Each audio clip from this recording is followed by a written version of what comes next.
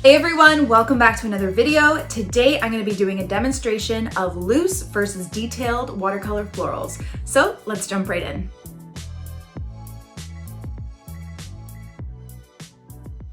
Okay, so to start, I'm going to go through my materials. Today for paper, I am using my Etcher Lab Cold Press Watercolor Sketchbook. I have my Winsor Newton Professional Watercolors in my palette, my Princeton snap brushes in a size 12, 6, and 2, and my water and paper towel, and we're ready to go. Okay, so today we are talking about detailed versus loose floral paintings. And I just want to show you how to approach both. I like both for different reasons. I mostly do loose watercolor florals just because that's kind of my thing. I love it the most. But there is some fun into adding details to your florals as well, which I've kind of started to do. I don't do like hyper realism at all. I can't do that. I'm not gonna lie, that is not my forte, but I have started to add a bit more detail to my florals to make them a bit more realistic, but not too crazy. Does that make sense? Okay, anyway. So I have these beautiful bright yellow freesia from my bouquet, and I've already painted them, but I really kind of just wanted to use these as a guide and an inspiration because they're stunning. So that's what I thought I'd do. So first I'm going to show you how to do the loose freesia, which is, in my opinion, a lot easier. So I'm going to start off by grabbing my color, which is going to be cadmium yellow, nice bright yellow, and I'm going to water it down. And I usually always do the flowers first. So with loose, I kind of just look at the loose shapes in them. I see these kind of like long stretched out oval shapes for the petals. And I'm just going to do some of those kind of in a bunch together. So let's go like this. So we're going to do a loose, almost like a leaf shape. Okay, there's one. And with loose, I try to not work too fast, but I like to do a lot of wet and wet where like there's some color bleeds happening. So I do work faster with loose florals, and I try not to make the shapes too perfect. Okay, we'll do 1, 2. We can even have that one petal coming down. 3, and then some boops in the back like that. And then I usually like to go right in with a bit more pigment. I'm gonna grab a bit of cadmium red too and tap the bottom, maybe tap in there. And I get those color bleeds to act as shadows. Okay, so I'm not doing detailed shadows. I'm just kind of throwing color in there to act as a shadow for a loose floral. Okay, so there's one flower. I'm gonna have this one, but I'm just gonna try and put it in front. Let's just see. And I also try not to copy exactly like petal for petal. It's just kind of a guide of looking at how petals fall. Okay, and also one thing I think I forgot to mention, always start off with a light wash of your color. It's easier to go darker than it is to go lighter. Then I'll add more darker yellow. And then that orange, just red color, maybe a bit more. Okay, but it's very like loose and messy. Okay, let's do another one. As it gets closer to the top, it starts to get a little smaller. So those loose petal shapes again. And the trick with loose florals is leaving enough white space, okay? So see these little bits of white space in between the petals? That's gonna act kind of as a separation for the petals because we're not drawing those detailed lines of where one petal would end. We're using the white space to act as that line, okay? So that's another important thing with, especially with loose florals, is leaving white space. And it takes practice, so don't freak out if you don't get it right away or whatever. It will take practice. Like that. Let's do another one over here. Smaller one. Maybe a smaller one here, and then the rest will be green buds. Like that. Okay, so now I am going to go in with my stem, and if you've watched my floral videos before, you'll know, sorry, I'm just grabbing some sap green over here, and it's probably out of frame. but I'm not doing anything special, just grabbing some sap green.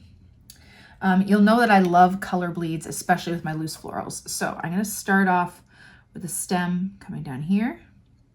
And if you look at the flower, it kind of like encases the flower. So it's like, it's holding the bottom part. So I'm just gonna do like a little bell shape, touching the bottom of that flower. Actually, I wanna make my green a little bit lighter. So I just took off some pigment, bring that stem up, have it touch the bottom of the flower again, figure out where it's going. Okay, and I don't mind if it touches petals too. I kind of like that look. Like the top petals. Like that. Like that. And then I'm gonna do a couple buds that have not bloomed yet. Make them a bit lighter.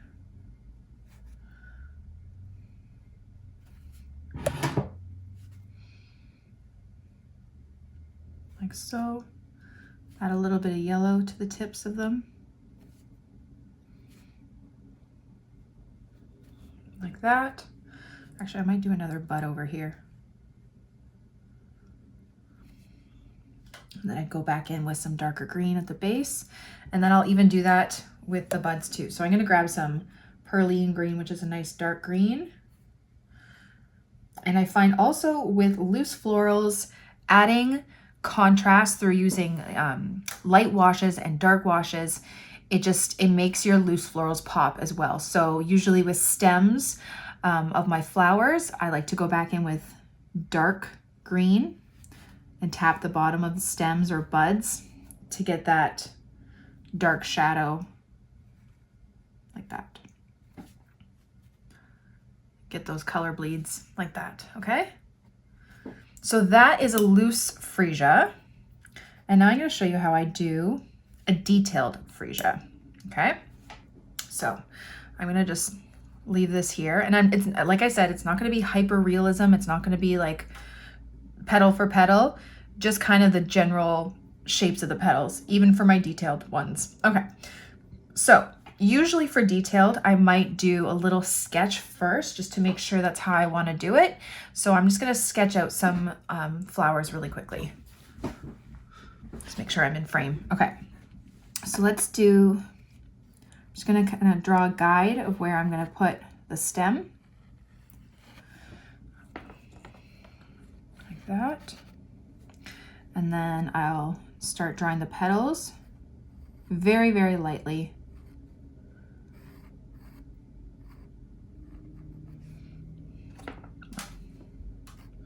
Point it towards me so I can see. So we'll have one here.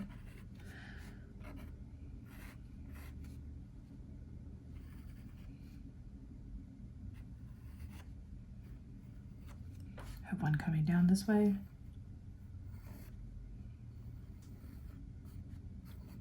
Like that. I'm gonna have a bud over here. That. Another one coming out this way. And again, this one's a little wonky. Oh, I could have done it this way. Oh, it's all good. But I'm just kind of putting little guidelines of how I want this to look. Okay. I'm looking at each shape and trying to put it in there.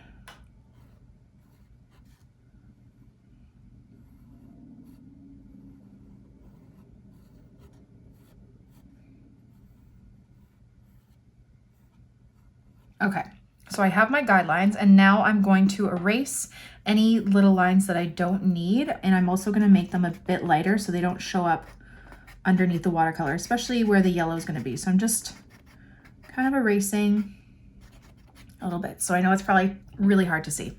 Okay, so now I'm going to take a light wash of my yellow and I'm going to go over all of those petals, not leaving any white space like I did with those. Okay. I'm going to go behind this stem like that. Okay, so I didn't leave any white space. I'm going to go back in after and add some more layers. So that's kind of the difference between detailed and loose.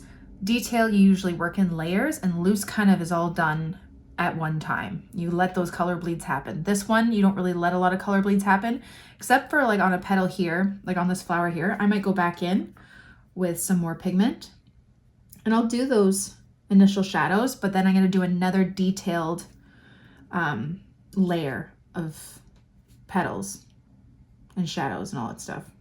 Okay, so I might drop in some color like that. Okay. Okay, so let's do the next one.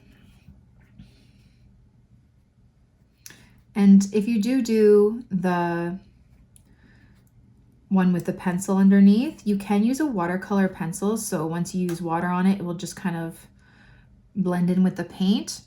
I know that's an option. I just don't use them just because I like to erase and make sure that it's the drawing I want. And I don't really mind too many pencil marks underneath. It doesn't bug me. So it's totally up to you and your preference. So I'm just gonna add a little bit more color.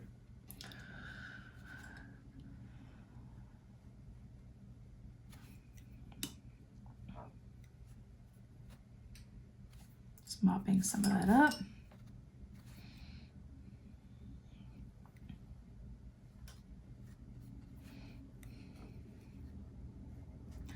Also with detailed flowers, you can go slower too, because you're not trying to race against the clock of how fast your painting's gonna dry. You can kind of just go back and do layers, while if you're doing loose, you kind of have to work a little bit faster to make sure you get those proper color bleeds. So there's pros and cons to both. And not pros and cons, more just like preference of how you like to work. Your style, everything. Okay, so I'm still using that wet on wet, adding some darker pigment for some shadows, but I'm going to use it even more once it's dried. Okay, do another bud here.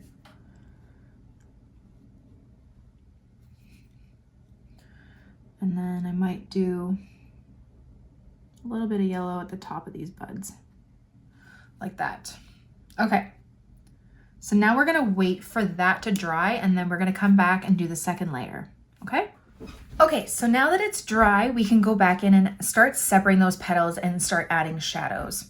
Okay, so I'm gonna add a little bit of cadmium red to my yellow. So we have a bit of a yellowy red, okay? And I'm going to pick out the petals that need a little bit of shading. So I'm gonna go right in here where this middle petal is. It's kind of behind the two on the side. I'm gonna add a bit of darkness there in the middle. I'm gonna wash off my brush, dry it, and then blend it out. So right there, that darkness is separating those petals, okay? You can add a little bit more too in there if you like so. Okay, and then I might add some behind after too. Okay, let's do that with another one. So let's put some darkness on these side ones here. So I'm adding the darkness, wash, dry off my brush, and then blend it out. You can go back in, add a bit more color, like that. And it adds a bit more shadow. So you're just kind of going along those lines that separate the petals, adding a bit of color, wash, dry off your brush, and then blend it out so you don't have that harsh line. Okay, and then there's petals back here too.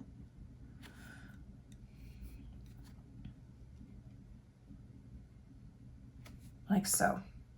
Okay, let's keep going. Yeah, I'll do it kind of like that first one. Blend it out.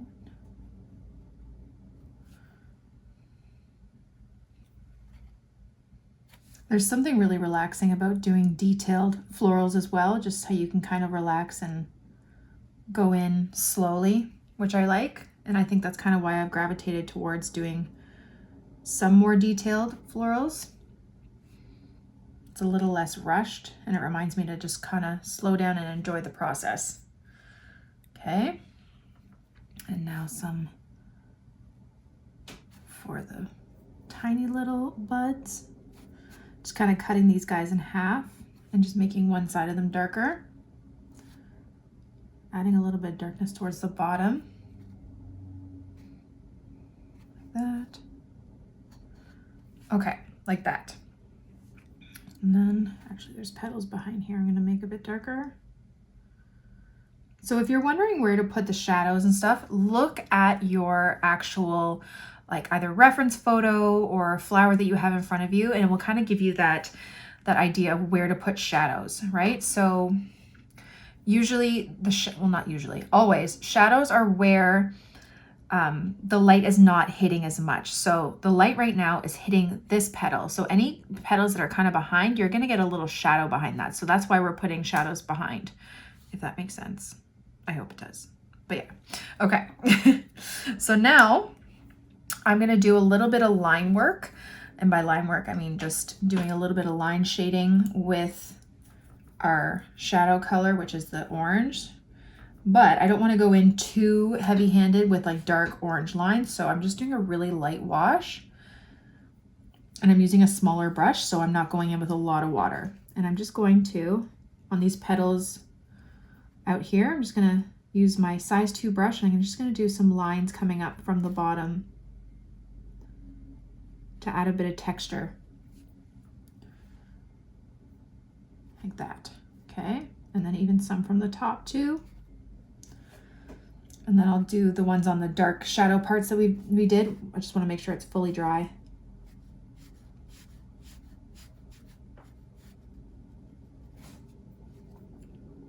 So it's good to have a smaller brush on hand for these reasons as well. I really like size 2. I do have a size 2/0. I don't even know. Yeah, 2/0. I use it sometimes for like really tiny things, but not as often as I use my 2. I think it's a pretty good size. Then I'm going to take some darker orange, and I'm going to go while it's dry. Make sure those petals that we just did are dry, and I'm going to add some line shading coming up from the bottom. And the reason why we go from the bottom is because that's where a lot of the shadow would be, right? It's at the base of the flower. And always curve your little textured lines with the curve of the petals.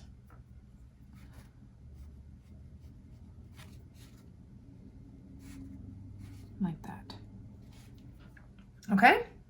Okie dokie. Now we can do the stem. So I'm going to take my sap green. We're going to go a little lighter. I might use a little bit of cadmium yellow and mix it with my sap green to get a green to get a little bit of a lighter wash. And I'm going to do that initial stem that kind of goes through all of them.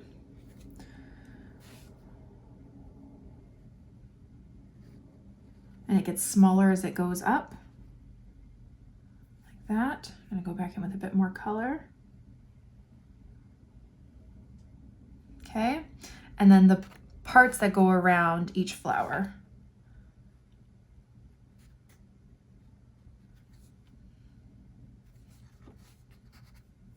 Try and make sure that they are dry so they don't bleed into the yellow. Mine bled into this one a little bit. Love how, oh darn it, there was water on that one. If you make a mistake, blot it with a paper towel. Darn it, just dropping everything. Okay, I make mistakes all the time and that's okay.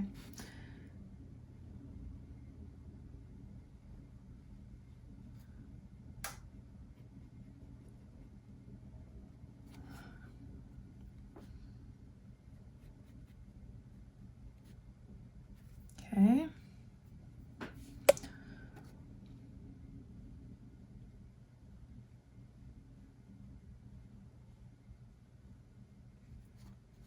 Like that.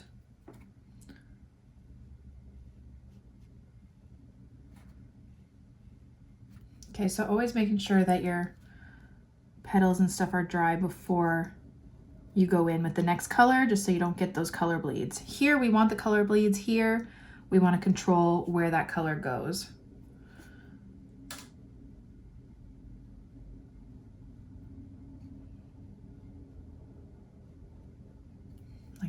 Okay.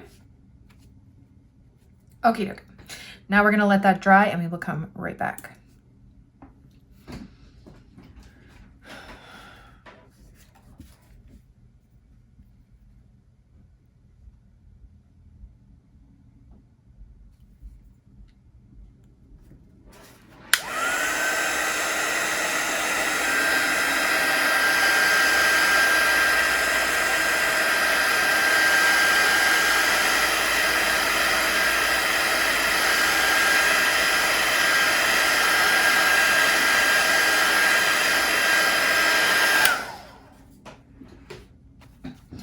Okay, now that it's dry, we can go back in and add some shadows and just a little bit more detail to our stems. So I'm gonna grab my sap green. Because we mixed the sap green with yellow before, the regular sap green is gonna act as a darker bit of a shadow. Water it down a bit, and I'm just gonna go around the buds that's kind of holding those flowers in place. And just kind of outline them a bit.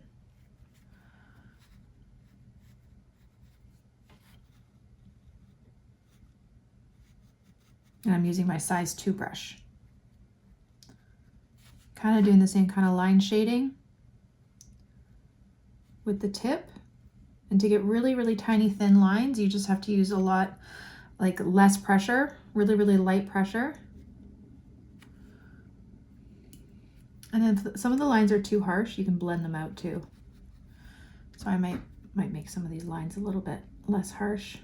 Just adding a bit of water and just blending it out. Okay, kind of how we did with the petals. You can put your dark sap green, wash off your brush, dry it, and then blend it out.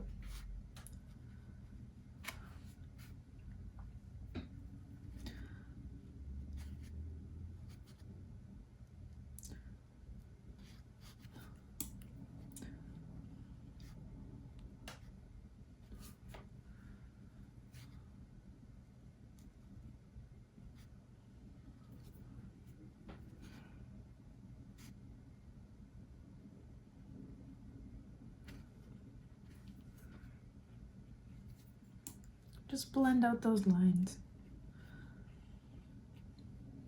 And then you can take the littlest bit of like a dark green, so like my perline green, and add a little bit of darkness right at the base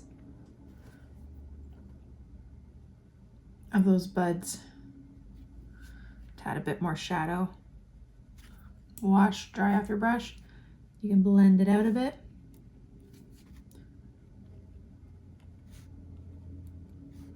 Okay.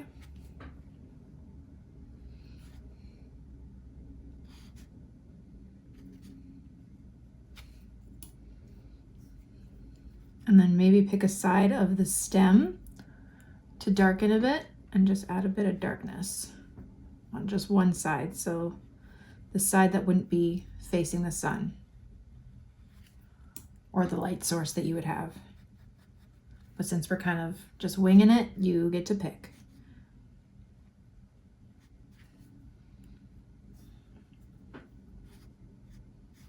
Add a little bit of darkness.